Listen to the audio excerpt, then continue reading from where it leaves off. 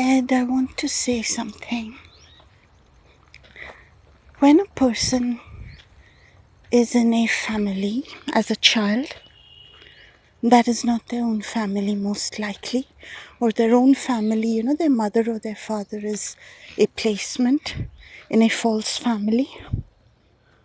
When there is a lot of covert or hidden abuse in the family, the surroundings, the community, the neighborhood, church circles, that sort of thing. When there's a lot of covert and hidden abuse, Ed, the child unable to understand or cope with it, energetically numbs out, disconnects emotionally soon so that they can survive. And what happens, Ed, when you energetically numb out? Because you're surrounded by abuse that you can't deal with. And this can be abuse in school. The school environment itself is abused at most of the places. Some places are slightly better with little bit high quality humans maybe, but most places the school environment itself is abused. And a sensitive kid, Ed, can just energetically numb out. And what happens, Ed, is that when you energetically numb out, as time goes by, you emotionally numb out as well. And you begin to get into relationships that are looking fine on the surface but have emotional abuse underlying. And Ed, when you do that, you begin to physically disconnect as well. And when it reaches that stage, Ed, the person becomes unable to maintain and clean, energetically clean physical space. That is the body and the house. At this point, Ed, it's important to understand that the difficulty that the person is facing in keeping the body and the house clean is not that they're not disciplined. It's not that they are not wanting to keep clean. It's not that. It's that they numbed out energetically, and they're still numbed out perhaps out of PTSD.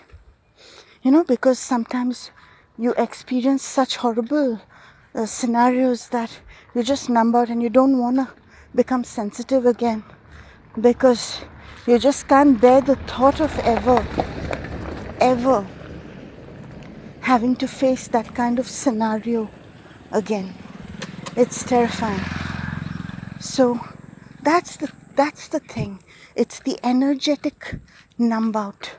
And I know a lot of people, Ed, who have like chronic blood poisoning or retaining of poisons, and they do a lot of detox work, but it's never enough.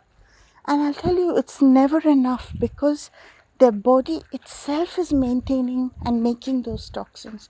The body is clinging on to every toxin it can possibly extract from the food and everything, because the body is trying to mirror the person's external environment, that there's so many poisons around here and you're ignoring them. And so I'm going to show you in the body that this is what's happening. The body is mirroring it. The body is saying this is the situation.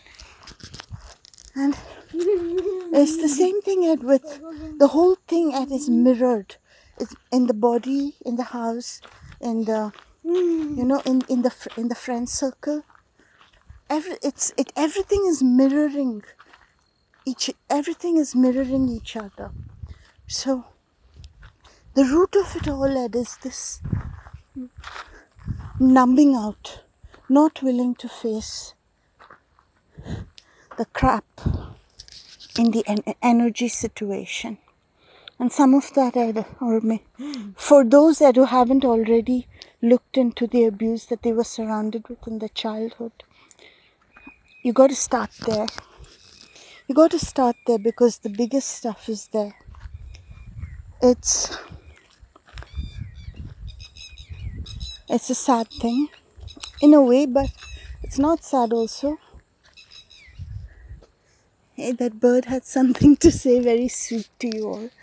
Anyhow, so it's like this, Ed. When you in your heart, you want to heal, then what will happen is either you become sensitive and then you keep being sensitive bravely, or what happens to most people is we become sensitive, we face something that's like shocking, and then we split because it's, even as an adult, it's too shocking and we can't believe it. So then we split, and then we're living this split because it's too difficult for us to believe, that our friends were fakes, playing us.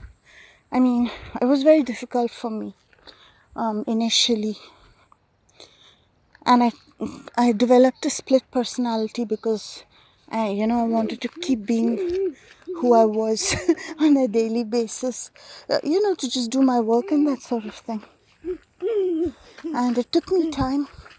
I just want to say that is also a phase when you split because you can't face something. And it's all right. It's okay to take your time. It's okay. It's okay to take your time. But it's good for you if you don't take that much time.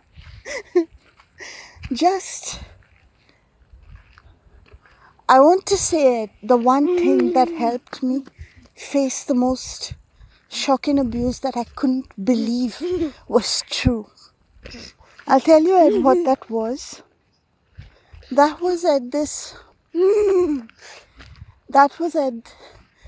exercise, Ed, where I would imagine that I was seeing myself as my own mother. Maybe this exercise is easy for me because I am a mother now. And, men can imagine they're a father. So imagine your child comes to you.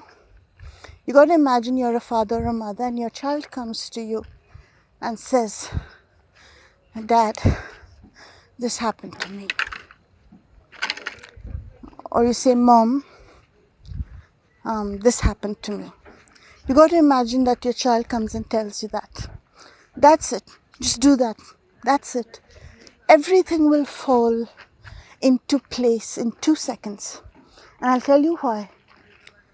Because no human imagines that somebody just, they just never randomly imagine that someone wanted to hurt them. Never. If a human suspects it, it is true. But what stops the human from being able to accept it is a sad lack of self-love combined with covert character assassination. Believe me on this. Whenever a child is abused, there is always covert character assassination done of that child to make it a standard that nobody believes that child when they speak up for themselves or if they mention anything. Covert character assassination of victims is a guaranteed part of every abuse situation. Guaranteed. And they will make you even character assassinate your own self, call yourself a liar, put you in situations and say, see, you're a thief, you're a liar, you're a this, you're a that. I have come across so many stories, Ed, of humans being put. I was told this directly by the ritual doers, that when there's a human child target, you got to put them in a situation, in a gang, where the gang does a crime. And this child is castigated for being part of the gang. That's simple.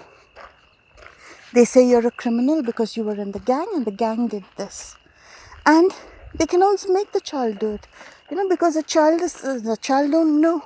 Most kids, like Gabriel, he doesn't know that like I had to teach him that this stuff belongs to other people and you can't just have anything you want.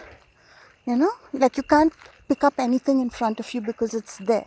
Because we're in this world where there's this thing called ownership, sort of. We're in this environment. So I had to teach him that. So what they do is they don't teach kids this kind of thing. And so then the human kids won't know what they're doing is wrong. A lot of kids, they just don't know and then they're criminalized. So this is also done covertly, Ed.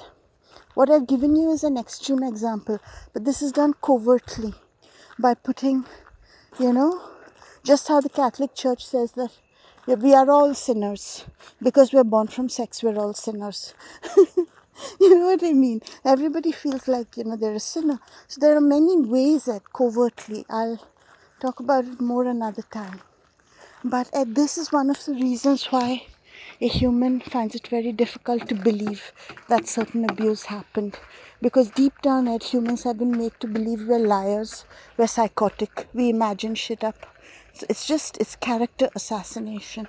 And when you do this exercise, where you imagine you're your mother or father, and your child comes and tells you, this happened to me. Then, as a mother, as a father, with love, when you look at your child saying that, this happened to me, things will click in your head. Because you look at yourself with love and with respect. That's all for now, Ed. Look at that beautiful, beautiful sunset.